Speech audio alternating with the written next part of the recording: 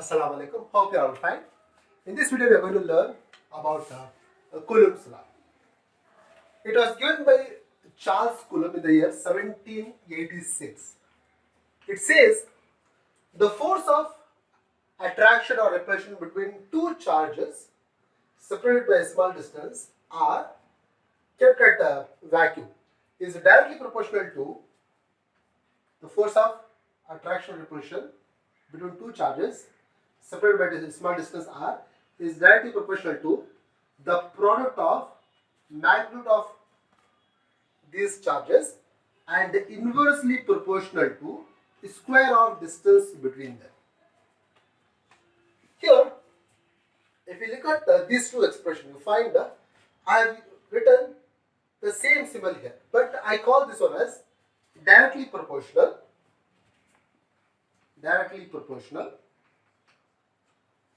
Whereas the second term here it is read as inversely proportional. Proportional. What do they mean? Let me tell you. Here, directly proportional means suppose you have an expression like this. I say x is directly proportional to y. I say x is directly proportional to y.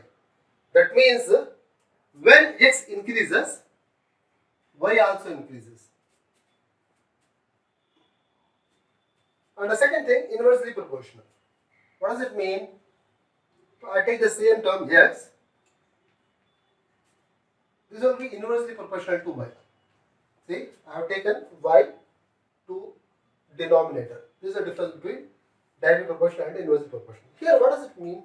It means that when x increases, y will decrease.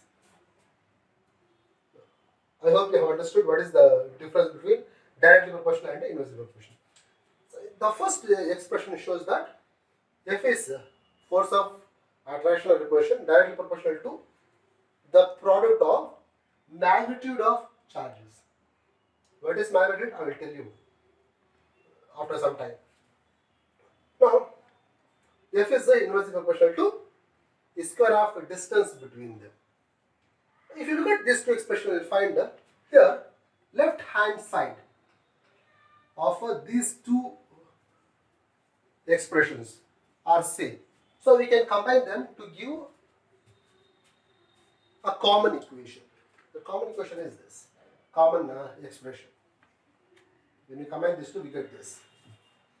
F is directly proportional to Q1 Q2 upon R square. This is what we have taken. Alright, the same here. Q1 Q2 upon R square. Now, when I remove this proportionality, always remember, whenever we remove proportionality, we have to include equal to sign with a constant. This is how it has to be done. Now, I name this constant. I name this constant as K. I call it as a K. In the place of constant, I write K. That is nothing but a proportionality constant. So the equation is obtained in this manner. And experimentally, it was found that K has got a value equal to 1 upon 4 pi epsilon naught. So by substituting the value of K in the above equation, I get F equals to 1 upon 4 pi epsilon naught Q1 Q2 upon R square. This is known as Coulomb's law. What is called as Coulomb's law.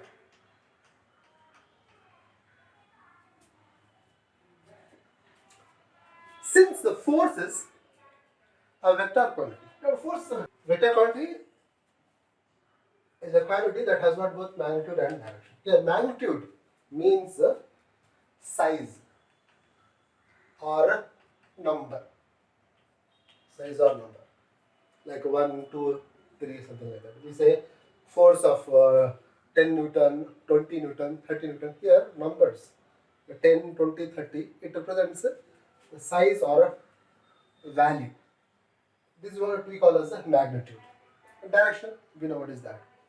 Now we can say the force is acting towards the right to left or left to right. This represents the direction. Now, by considering that in mind, in vector forms, look at carefully how I am writing Coulomb's law in vector form. In a vector form.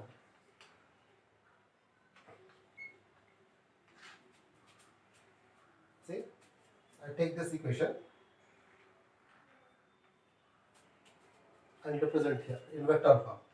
F equals to 1 upon 4 pi epsilon naught q1 q2 upon r square. It is written as such. Now I am going to make little changes. When you represent the vector quantity need to be differentiated with the symbol. This is the symbol for vector. Arrow on the symbol of vector quantity. Clear? This is a vector. Now, when I make any changes to the left hand side, the same thing has to be done to right hand side. So what difference I make on the right hand side of this equation. Here I write R, I put this symbol. It's called as cap. R cap. Whenever you come across this kind of symbol on anything, that means it is a unit vector. It is a unit vector. Unit vector. What is unit vector? Unit vector is a vector in which the magnitude is 1 but it have direction. We are aware of the fact that whenever we multiply something with 1, the value is not going to change.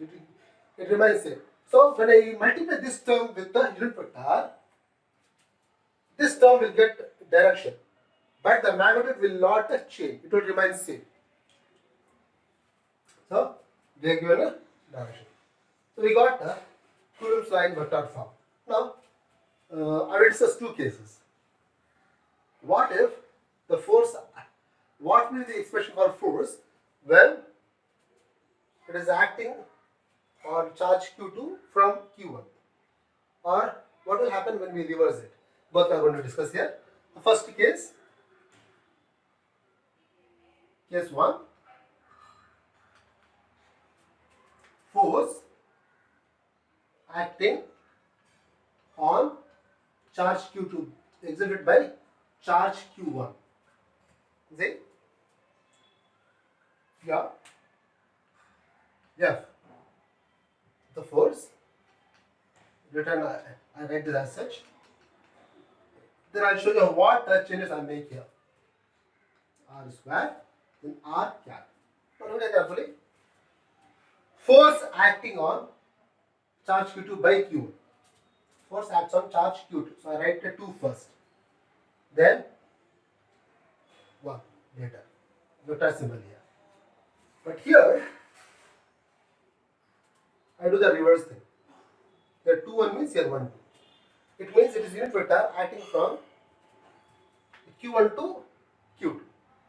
This is what it means. I think you have understood. Now I'll take another case. Case 2. Here I say that force is acting on charge Q2 exerted by, acting on charge Q1 exerted by charge Q2. So what equation you get for Coulomb's law? You see, from Coulomb's law, you get this equation.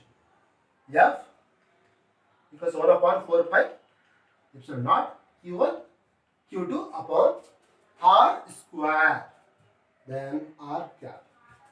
Now force is acting on charge Q1. So I write 1 first. It is exerted by charge Q2. 2 is written later. Then vector symbol. This side I write 2 first. As 1 is first here. 2 then 1 here. First we reverse it.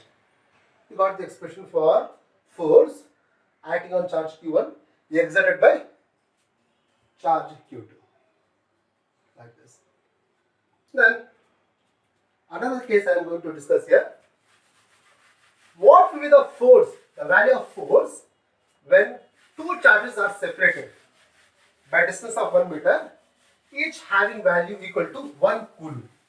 I take two charges of same type separated by a distance of 1 meter.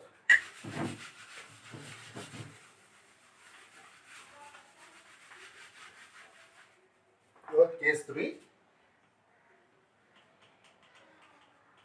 What do I take here? I take this. I take two charges, Q1 and Q2, separated by a distance of R that is equal to 1 meter.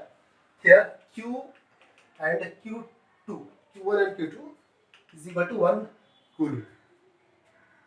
Separate by distance of 1 meter. Now, what will be the force acting between Q and Q2? Let's find out using a Coulomb's law. Write Coulomb's law. Then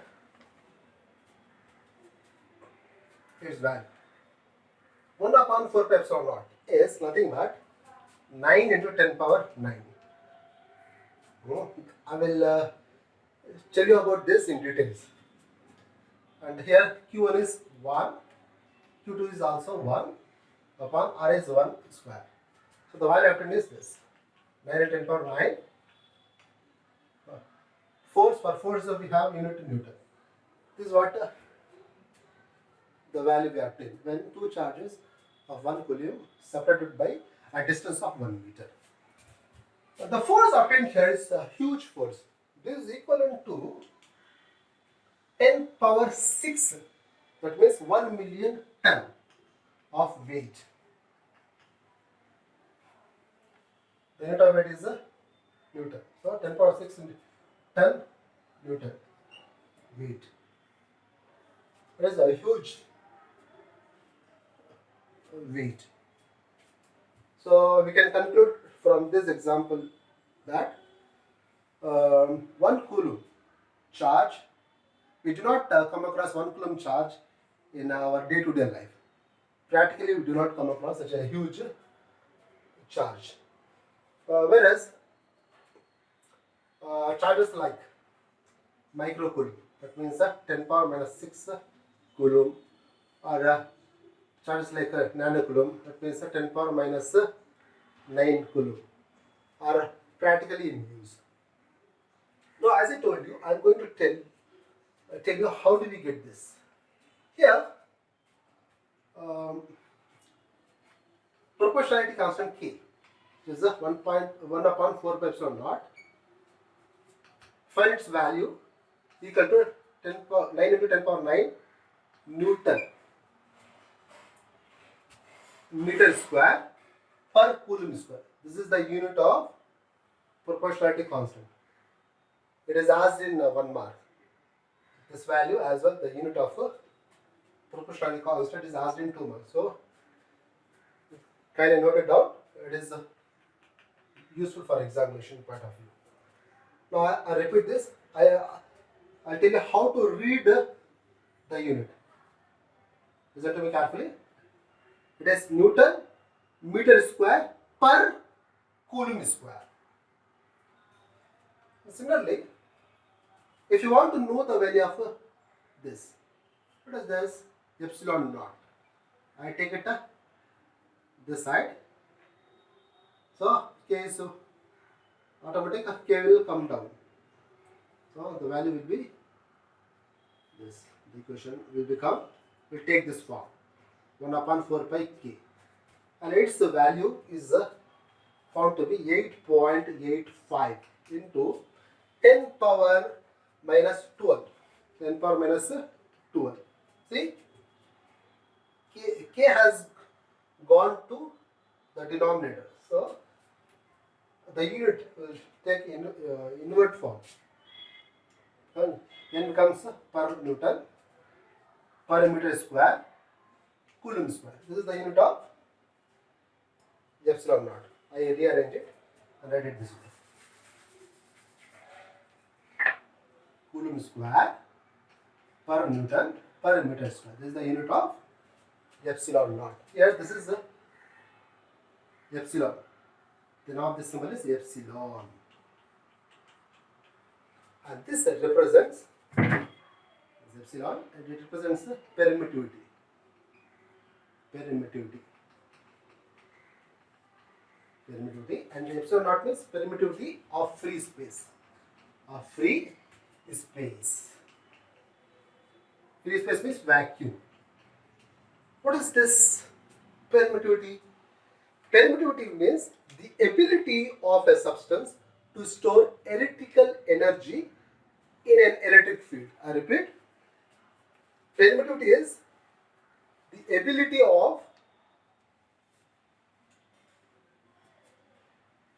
a substance to store electrical energy in an electric field. What is electric field? We are going to learn about that in future. I hope you have understood up to this. Now, I will discuss another case in which I take two charges separated by a distance of r placed in a medium instead of a vacuum. What I do now? I place the charges in some medium other than vacuum.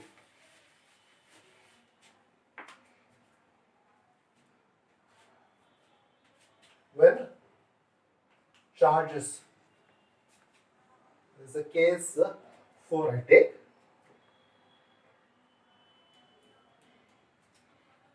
When charges are placed in a medium.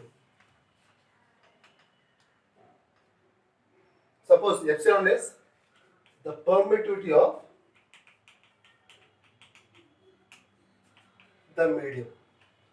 Then we can write the force acting between such charges using the Coulomb's law in this manner.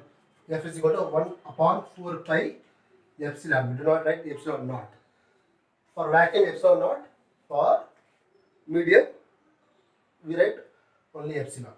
1 by 4 epsilon into Q1 Q2 upon R square. This is the equation we have taken here. And always remember, here epsilon is the permittivity of a medium is always greater than epsilon naught. If it is greater than epsilon naught, that means we take this in denominator. When the value of epsilon increases, automatically F value will decrease. Clear? So we can conclude that F, which is the force of attraction or repulsion between charges in a medium, is always less than the force of attraction or repulsion between charges kept in vacuum. So to differentiate, I use O here, which represents a vacuum. This force in vacuum, this force in medium. You remember this relation. It may be asked in 1 mark.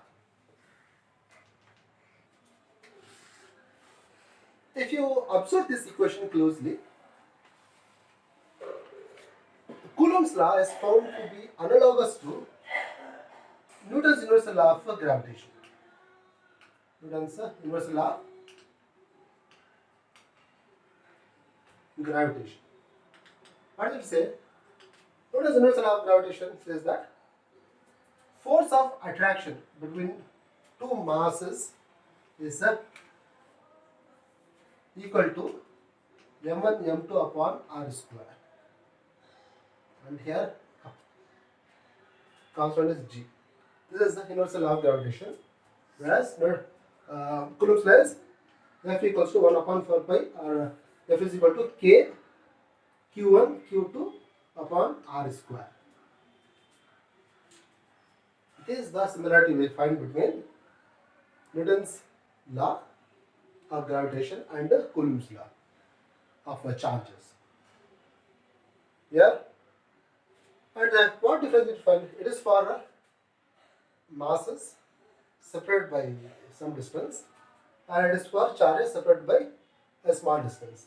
Here, the distance can be small or large, but Coulomb's law is for cases in which charges are kept very close. Here, distance is very small. What is here? Distance can be small or large.